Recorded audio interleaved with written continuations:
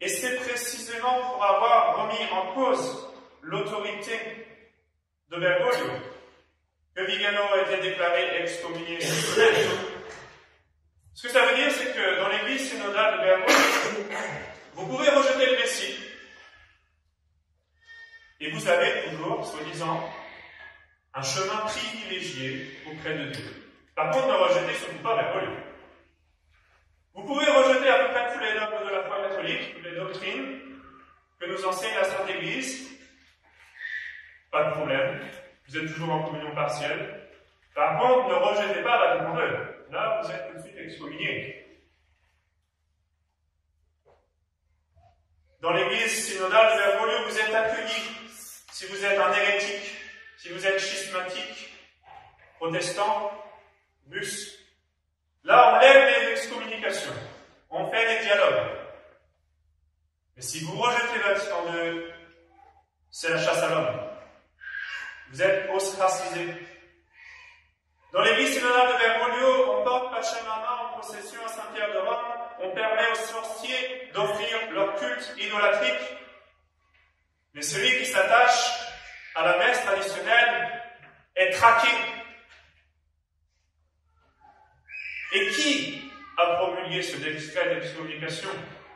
Le cardinal Fernandez, qui a écrit des obscénités. Il est connu pour cela.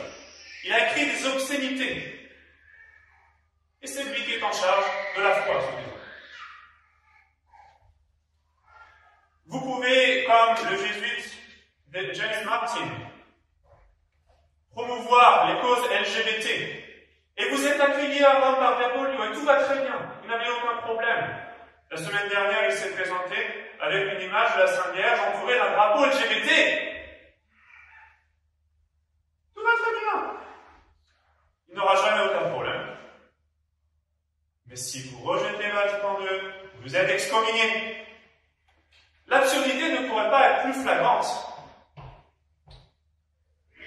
On vit dans l'absurdité.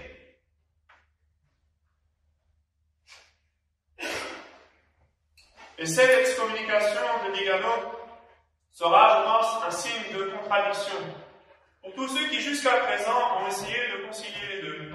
C'est-à-dire de rejeter un petit peu Vatican II, mais pas trop. De suivre Vigano, mais pas trop. Ce sera plus possible maintenant.